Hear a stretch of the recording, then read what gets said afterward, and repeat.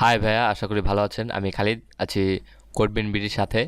তো এই ওয়েবসাইটটা আমি যেহেতু এটা লোকাল হোস্টে করেছি, তো এই ওয়েবসাইটটা আপনি পুরোটা কাস্টমাইজ করতে বলেছিলেন। তো আমি এটার ব্যাকগ্রাউন্ডের ছবি, তারপর এটার ফন্টের কালার, তারপর এগুলো চেঞ্জ করেছি। তারপর এখানে পিকচারগুলো চেঞ্জ করেছি, আইকনগুলো। তারপরে এখানে এখানে পিকচারগুলো চেঞ্জ করেছি।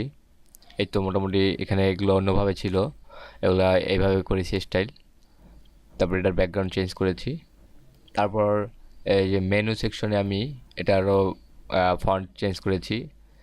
এটা তারপরে এখানের ব্যাকগ্রাউন্ডের পিকচারটা চেঞ্জ করেছি। তবে এখানে ছিল পাস্তা বোধ হয়, তো আমি এখানে বার্গার দিয়েছি। তো এই মোটামুটি কাস্টমাইজ করেছি আর কি, যতটুকু পেরেছি।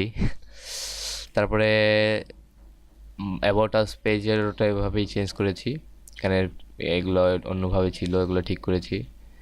তারপরে এখানে এই শেপসের ছবিগুলো আগেরগুলোই রেখেছি, এখানে একটা নতুন ছবি অ্যাড করেছি। আচ্ছা, তারপরে এটা একটু অন্যরকম ছিল, সেটা ঠিক করলাম। এখানে একটা কিট জোন দিলাম, একটা জোন বাদ দিয়ে এটা কোড। তারপর এখানে ইউটিউব অ্যাড করেছি। আচ্ছা, তারপরে এটা পিসের ব্যাকগ্রাউন্ড ছবিটা বাদ দিয়েছি। তারপরে এটার স্টাইলগুলো আর সোশ্যাল আইকনের স্টাইলগুলো চেঞ্জ করেছি।